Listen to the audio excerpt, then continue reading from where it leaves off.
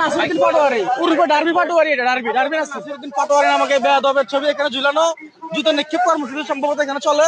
এজন্য আমি নিজে শরীর হয়েছি, জুতা মারছি, আমার থেকে খুব ভালো লেগেছে।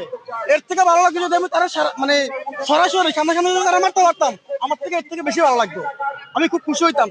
নাসিরউদ্দিন পাটোয়ারি যেই ব্যবসার আশ্রয় নিয়েছে সেটা হলো জিরো কস্ট মার্কেটিং বা জিরো কস্ট পিয়ারের ব্যবসা।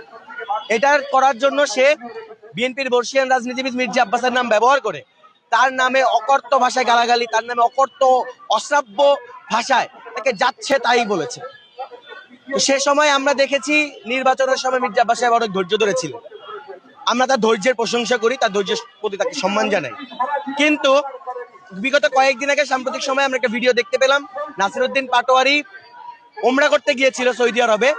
ওমরা করতে গিয়ে নাসিরউদ্দিন পাটোয়ারি সেখানে আপনার একটা মক্কা অথবা মদিনায় একটা বক্সিং মেশিনে আব্বাস বলে সে ঘুষি মারছে। এটা নিঃসন্দেহে একটা ঘৃণ কাজ, কারণ মির্জা আব্বাস সাহেব একজন বর্ষিয়ান রাজনীতিবিদ, উনি এখন শারীরিকভাবে অসুস্থ, আমরা সবাই জানি, সিঙ্গাপুরে চিকিৎসাধীন আছে। এমন একটা অবস্থায় এমন একজন মানুষের নাম ব্যবহার করে এভাবে বক্সিং মেশিনে পাঞ্চ করা, এটা কোনো রাজনৈতিক ব্যক্তির আচরণ হতে পারে না। আপনি দেখেন জুলাই গণ অভ্যুত্থানে কোন জায়গায় নাসিরউদ্দিন পাটোয়ারি আন্দোলন করছে, এরকম ফুটেজ আছে আপনাদের কাছে। কিন্তু আমরা সাধারণ ছাত্র রাজপথে ছিলাম, আমরা সকল দলের সকলকে সম্মান করি, সকল রাজনৈতিক দলের বর্ষিয়ান নেতা থেকে শুরু করে সবাইকে আমরা রেসপেক্ট করি, সম্মান করি।